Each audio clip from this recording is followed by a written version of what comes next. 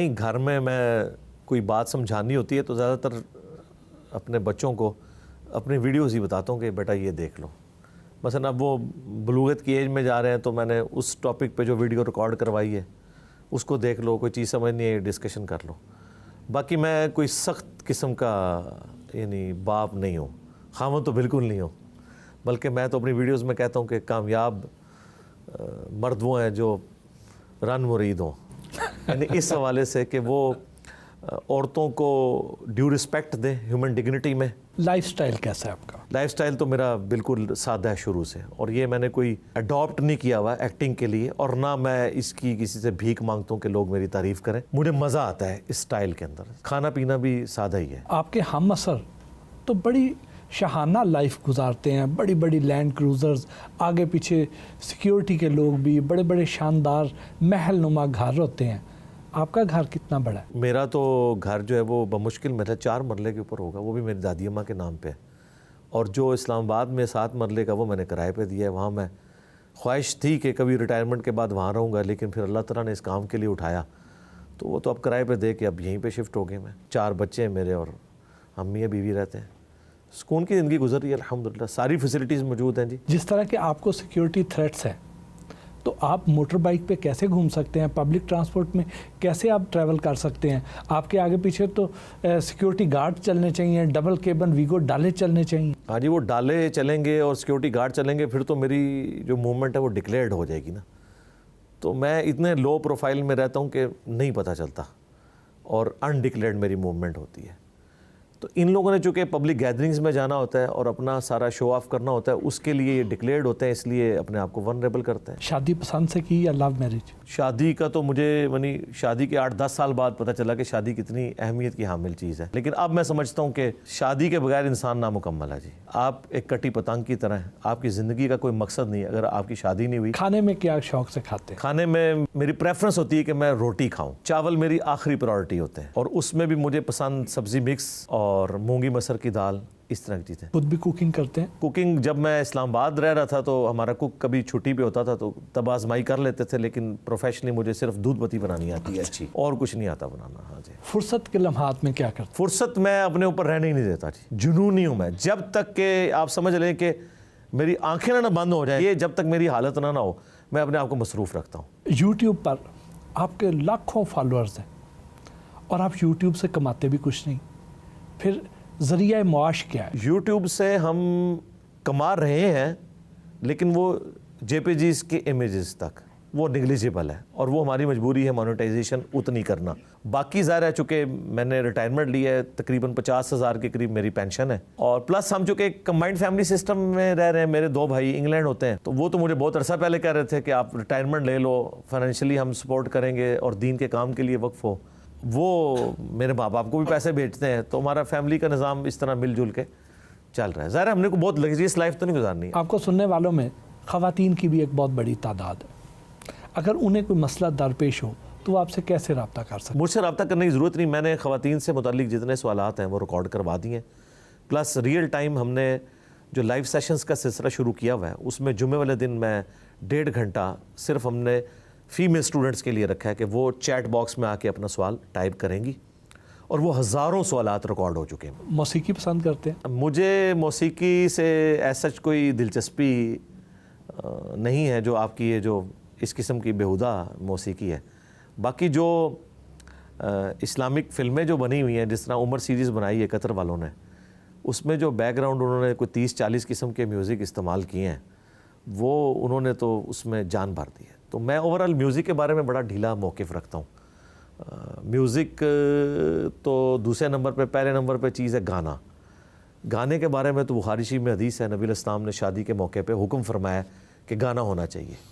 اور ترمذی میں، ابن ماجہ میں حدیث ہے کہ حلال اور حرام نکاح میں گانے کا فرق ہے. جس میں گانا ہو وہ نکاح حلال ہے، جس میں نہ وہ حرام ہے. اصل جو ایشو ہے وہ میوزیکل انسٹرومنٹس ہیں، لیکن مسئلہ ہے کہ علماء نے جس طریقے سے اسے کنڈیم کیا نا، اس سے ایک عام آدمی کو لگا شاید گانا بھی حرام ہے. آج کل کی فلموں اور ڈراموں کے بارے میں آپ کی کیا رائے ہے؟ مجھے تو سخت ناپسند. دیکھیں ہم چھوٹے چھوٹے تھے نا، 8 سے 9 ایک ڈرامہ لگتا تھا، اندھیرا اجالا لگتا تھا، وارث لگتا تھا، اور اس کے علاوہ اسلام آباد والوں نے ایک ڈرامہ گیسٹ ہاؤس کے نام سے بنایا، آغوش بنایا. ان ڈراموں سے مورل لیسنز ملتے تھے. من چلے کا سودا ماسٹر پیس تھا اشفاق احمد صاحب کا، وہ تو ابھی بھی میں کبھی کبھار لگا کے دیکھتا ہوں، مجھے تو بہت پسند ہے وہ.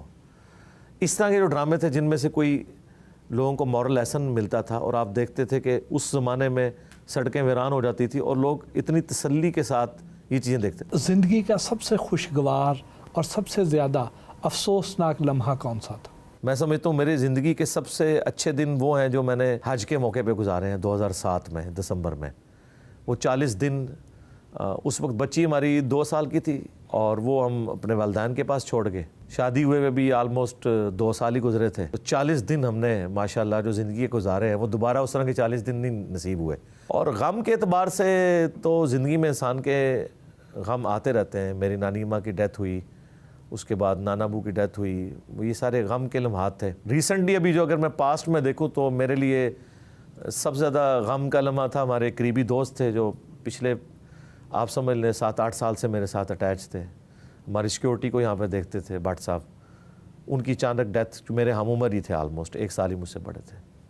یہ میں سمجھتا ہوں میری زندگی میں یعنی پہلی دفعہ مجھے جو بہت بڑا جھٹکا لگا ہے نا وہ یہ والا لگا. کوئی خواہش جو ابھی تک پوری نہ ہوئی ہو؟ خواہش تو الحمدللہ ساری اللہ کے فضل سے پوری ہو چکی ہیں جو میری خواہشات. اب یہ ہے کہ خواہش صرف یہ ہے کہ پاکستان کی پولیٹیکل سچویشن اور فائنینشیل جو صورتحال ہے یہ میں اپنی زندگی میں دیکھوں کہ بہتر ہو جائے. کبھی شہرت پریشانی کا باعث بھی بنی؟ نہیں، کوئی نہیں ہے پریشانی. اب میں یوزڈ ہو گیا ہوں.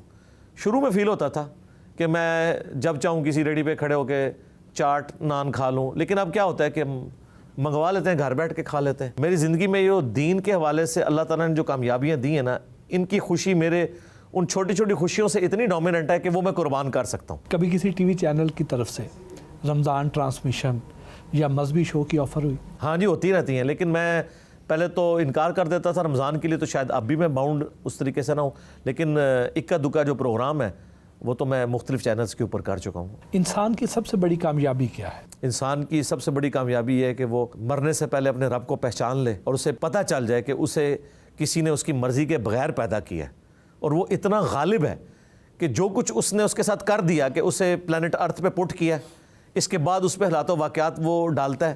ایک دن اس نے مر جانا ہے اور پھر اس کے سامنے پیش ہونا ہے، تو اس کے سامنے پیش ہونے سے پہلے نا اس کے مطابق اپنے آپ کو کر لیں. اپنی ذات کو ایک لفظ میں بیان کریں. میرا خیال ہے اگر آپ مجھ سے پوچھیں نا یعنی اس حوالے سے، تو میں ایک دلیر آدمی ہوں. موجودہ دور میں سب سے بڑا عالم دین کون ہے؟ میرا خیال ہے کہ جاوید احمد غامدی صاحب بہت بڑے عالم دین ہیں. ہمارا ایک سیگمنٹ ہے ریپڈ فائر شارٹ آنسرز ہیں. عمران خان کو ریٹ کریں آؤٹ آف 10. میں ان کو اگر نمبر دوں تو 8 نمبر دوں گا. شہباز شریف کو ریٹ کریں آؤٹ آف 10. تو شہباز شریف نے دیکھے پرائم منسٹر بھی بن گئے، اپنے بھائی کو بھی بچا لیا. میرا خیال ہے 10 آؤٹ آف 10 ہے وہ. ان شخصیات کو کوئی مشورہ دیں. عمران خان صاحب کو میں کہوں گا کہ آپ نے جو نیریٹو اڈاپٹ کیا یہ بہت اچھا ہے، اینٹی اسٹیبلشمنٹ، اور یہ عوام اس کو لے رہی ہے، لیکن اس میں آپ لمٹ کراس نہ کریں. آصف علی زرداری، انہیں مشورہ دوں گا کہ سندھ کی حالت زار کے اوپر کوئی رحم فرمائے.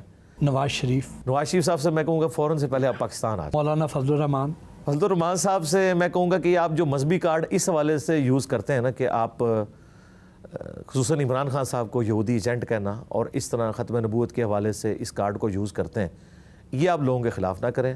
مولانا طارق جمیل، انہیں میں مشورہ دوں گا کہ وہ کسی بھی پولیٹیکل جماعت کا حصہ نہ بنے. مولانا ناصر مدنی صاحب جو کام کر رہے ہیں بس یہی کرتے ہیں، ٹھیک ہے، مسجد میں نہ کریں، یہ ہالز کے اندر کیا کریں یہ سارا کام، مسجد میں یہ کام نہ کریں. مفتی طارق مسعود صاحب سے میں صرف ایک ہی ریکویسٹ کروں گا کہ اختلافی موضوعات پہ وہ بات نہ کرے، یہ ان کی کمپیٹنسی نہیں ہے.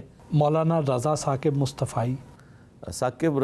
مصطفی صاحب جو ہیں ڈیسنٹ آدمی ہے جی، اور وہ بھی کبھی کبھار کبھی غصے میں آتے ہیں تو وہ مخالفین کے بارے میں تھوڑا بہت کچھ کہہ دیتے ہیں، اوورآل تو وہ ٹھیک چل رہے ہیں. مولانا طاہر اشرفی، میرا خیال ہے انہیں پولیٹکس سے آزاد ہو کے نا اپنی کوئی جماعت بنانی ہے تو وہ بنائیں، یہ پارٹیوں کا حصہ نہ بنے. علامہ طاہر القادری صاحب سے میں کہوں گا کہ آپ نے جو اب کینیڈا جا کے اناؤنسمنٹ کی ہے کہ اب میں پالیٹکس میں نہیں آؤں گا، تو یہ بہت بڑی اناؤنسمنٹ ہے. سراج الحق صاحب سے ریکویسٹ یہ ہے کہ وہ اپنی جو پولیٹیکل آپ کی سٹرگل ہے اس کو سوشل میڈیا کے اوپر ڈومینیٹ کریں، باقی ان کی پرسنالٹی بہت اچھی ہے, خود بھی سادہ زندگی ہے. مفتی منیب الرحمان وہ جو اس وقت کام کر رہے ہیں وہی کریں, اور رویت ہلال کمیٹی کی دوبارہ چیئرمین اب بننے کی ضرورت نہیں ہے. سعد رضوی, سعد رضوی صاحب سے میں کہوں گا کہ ایک آپ کے اندر خوبی ہے کہ آپ اتنے ہارڈ لائنر نہیں جس طرح آپ کے والد صاحب تھے, لیکن کمزوری ہے کہ جس طرح ان کے والد نے سادہ زندگی گزاری ہے, دنیا کو 3 طلاقیں دی ہوئی تھی, درویش تھے, ماشاءاللہ انہوں نے پوری زندگی سادگی میں گزاری ہے, سبسسٹنس لیول پہ لائف گزاری ہے. لیکن سعد رضوی صاحب کو جب ہم بڑی بڑی گاڑیوں میں دیکھتے ہیں نا, تو ہمیں وسوسہ آتا ہے کہ آپ نے اپنی والد کی لیگیسی آگے نہیں لے کے چل رہے. بہت بہت شکریہ علی جزاکم بھائی, اللہ خیر. سارا دن آپ کے ساتھ گزارا, بہت اچھا لگا, بہت کچھ سیکھنے کا موقع ملا. الحمدللہ, جزاکم اللہ خیر.